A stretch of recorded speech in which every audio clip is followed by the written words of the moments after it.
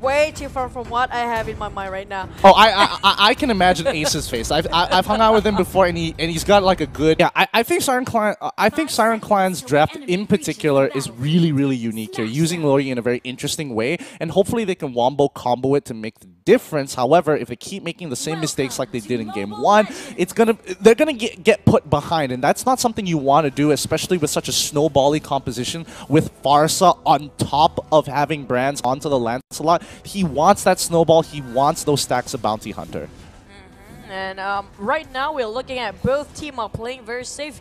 They are learning from their mistake here. Siren Clan not showing their face way too much, not exposing their position as well. So what they're trying to do this time is not being taken that poking damage coming up from the side of Biggotron way too deep into the. Oh, he tried to steal it away.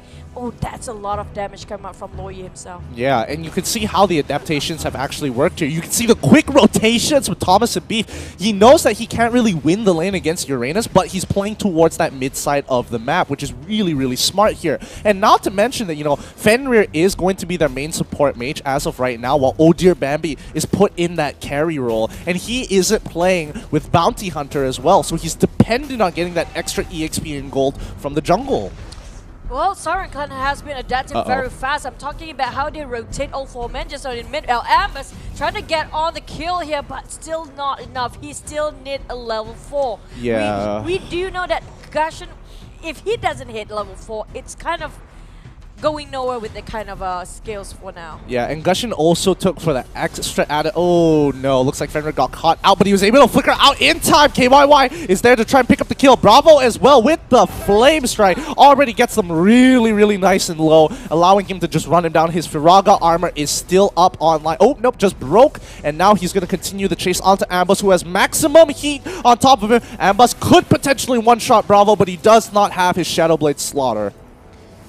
Oh no, Ace! He wasn't able to get the recall off, and now Alice is gonna hit the chopping block. Oh, that's just unlucky. Do you think Loyi should be on mid here, or is supposed? I do prefer Ambus to be in mid though. Well, I think that we all have to understand that, you know, Siren Clan is playing very mid-oriented, and Gusion isn't known to be a side laner, you know? So it's Biggotron identifies, hey, Gusion's actually is super diveable, super easy to catch off, and he doesn't have a lot of escape options. You know, we see the execute. He only has one ability that allows him to switch his play, to move, like have some kind of mobility. So they are looking to punish him as much as possible. Just notice Biggotron, they are playing towards the top side of the map.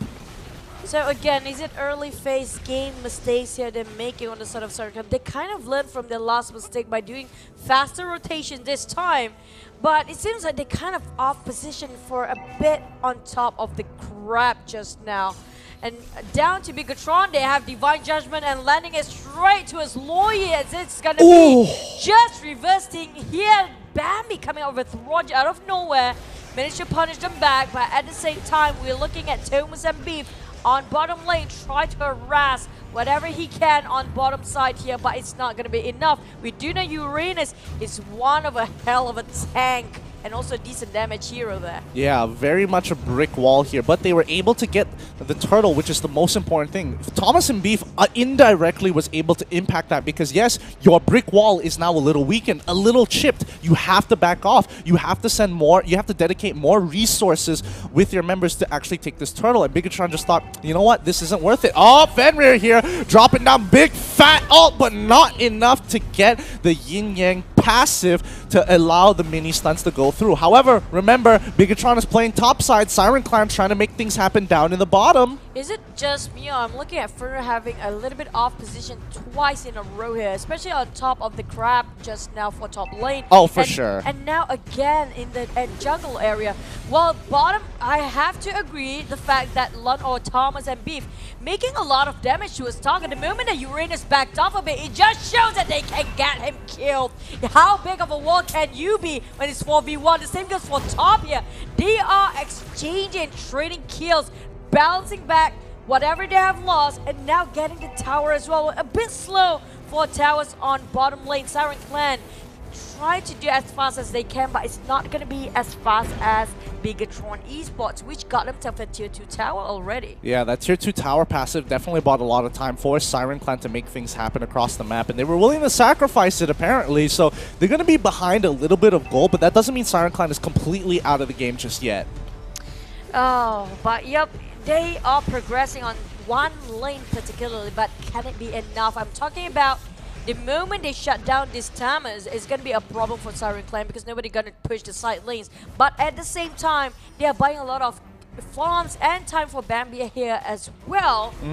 But you put in mind that they don't have any marksmen on the side of Bigatron Esports. Yeah, but they scale very, very nicely into the game. I mean, Bigatron, they might not necessarily have a marksman, but they're depending on brands on that Lancelot to one-shot a lot of the squishier members. Like Ambus is susceptible, Roger is susceptible, and, you know, Loryu especially is susceptible to Lancelot as well. So I can understand where Bigatron is coming from. Not to mention they have a lot of snowball potential with KYY and Bravo. Dreams just being the catalyst to do exactly that. But as long as Siren Clan play this nice slow game, ooh no, they get caught out once again by Dreams. They have to respect the Kaja. I called it. But you know what? Yeah, Tam is kind of nowhere to be seen. I'm still waiting for the combo of Luoyi and also Ace, Atlas, Featherling out there for that diversion versus plus Featherling to be, you know, out in the open. But it's like they never got themselves a good position to start with. Yep, and look at the transitions coming here because BTR looking to punish that that bottom side, while on the other hand, Siren Clan looking to punish the top side. And this is how the map should be played. If you can't contest, look to go even in gold. And they're doing a very good job despite the fact that Bigatron does have a 3-kill lead on top of them, but the fight has already started, and Siren Clan's Ambus gets the first initial pick. But Last Insanity is gonna get that get Ambus back as well as Siren Clan slowly pull back. They've done all they could. Oh, and here it comes! The oppression coming in from Ace. He tried to go in with a fat combo, gets cancelled out by Dreams with a well-timed Divine Judgment. What a save coming in from Bigatron. Dreams. Man, that reaction time coming from Dreams is insanely fast. I'm like, I didn't even see that blink coming in, and he just landed a Divine Judgment on top of that. But aside from here, we do see Dreams waiting for another kill. Probably, there's a lot of damage coming out from the Kaja playing as support. And that Roger have to go back for a retreat, just have to regen himself a bit more. But we're still waiting. Is Luoyi actually making anything happen here?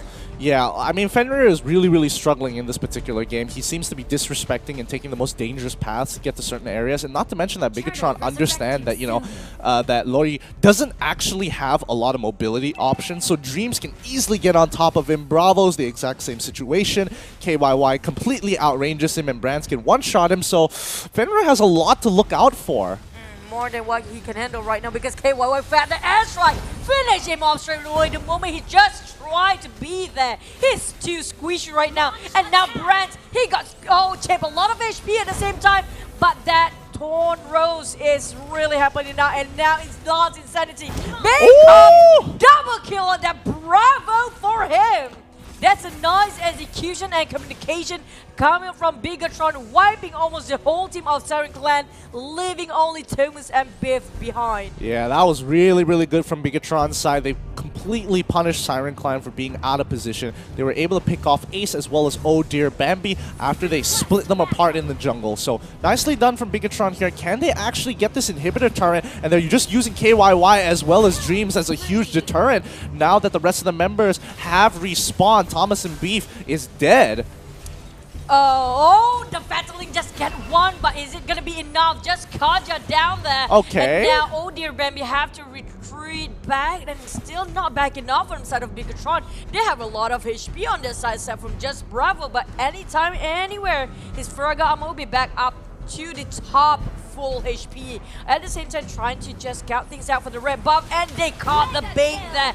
Nobody tried to scout. That's one of the bulkiest tank that died instantly, less than 1 second. Yep, that's the beauty. That's purely the beauty of Lancelot here. Now that he's got enough items to get that true damage off of the Endless Battle, I'm pretty sure he's got a BOD as well, so he isn't really too worried. And not to mention that Ace has died 4 times, the same as Fenrir, so he is quite significantly behind here. You can already see Ambus is having none of that. He does not want to get hit by any feathered airstrikes coming in from KYY.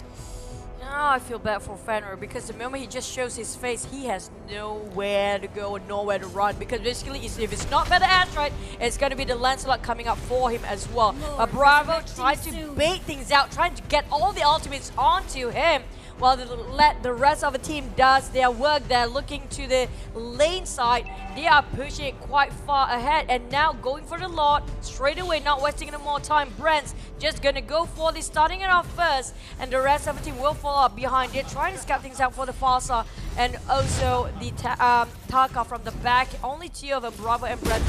That's pretty fast, just 2v1 for that Lord though. Yeah, and it looks like the rest of the Siren Clan members are willing to give up Lord this time round. Have a Blade of Despair. Look at that. Oh, he has a blade. Oh, he has a blade of Heptases. Okay, I can definitely understand playing, because the way he's playing, he's cutting off a lot of rotational paths and just being by himself with Siren Clan having no information where the rest of the team members are is already a huge deterrent, because they've disrespected him a lot of times, and Fenrir being the biggest culprit, walking up a little too far all the time, getting caught out by Dreams. And you know, even Ace, when he's trying to make a big play, has fallen victim to Dreams' insane reaction time with that Divine Judgment. It becomes difficult to play the game. Look at that. It's just easily Insanity popped out, getting a free kill. He tried to toss things around Phantom Links, but it's not gonna happen.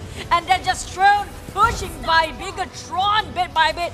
Inhibitor towers normal for the mid lane. Fenrir going down so fast, still managed to survive in the very last minute. Pop his immortality, Bravo still surviving, and he's still just making it hard for the side of Siren Clan. They're less than what they have, only 3 men left, will still have all 5 men inside of Bigatron Esports pushing in, and this is just tough to watch. Yeah, this is just another monster kill. Blade of Despair being bought by Brands. He's already at critical mass. He's going in with a perfect execution. He already gets 1. Thorn rolls to get the 2nd, instantly popping them with the procs of Endless Battle. GG, well played to Bigatron. Flawless execution. Well, you know, they don't have 100% CC that can lock down Lancelot. That's one thing. Look at that.